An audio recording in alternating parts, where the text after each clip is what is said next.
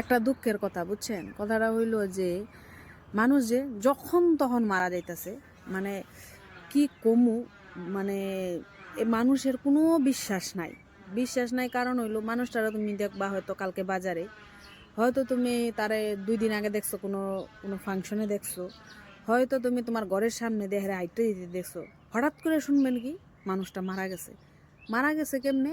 হয়তো শুনবেন হের heart attack হয়েছে, নাই তো হের প্রেশার হাই, নাই তো তার সুগার লো, মানে কিছু না কিছু কারণবশতে মানুষটা মারা যায়।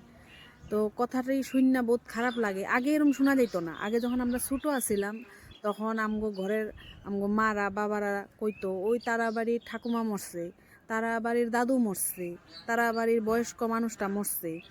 জোয়ান মানুষ শোনাই যেত না মারা গেছে। আর যেই বয়স্ক মানুষটি মরতো, কমও তারার বয়স 70-80, পারলে 100 হইছে।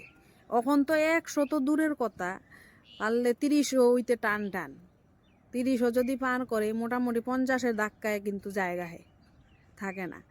তো এর লিগা বহুত খারাপও লাগে। আর কত ঘরের কত ছেলেরা দেখবা বাইকে অ্যাক্সিডেন্ট দুর্ঘটনায় মারা যায়। আর কিছু ছেলেরা আছে বাইক লইয়া পারলে ভাবে প্লেন উইরা জায়গা উপর দিয়া, এমনই ওরা উড়ে হ্যাঁ তো জায়গা ঘরের মানুষটি তো বহুত কষ্ট হইয়া যায় হের লিগা।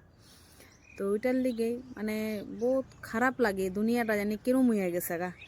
মানে ভগবানে কইতাছে আমার মনে যা চাইবো আমি তাই করুম, যারে ভাল লাগবো যখন তখন লয়ে যামগা। এই লিগা যতদিন আসো ভালো থাকো, সুস্থ থাকো, সুন্দর মতন হাসি খুশি সবার লগে থাকো, পারলে কিছু ভালো কাজ করো।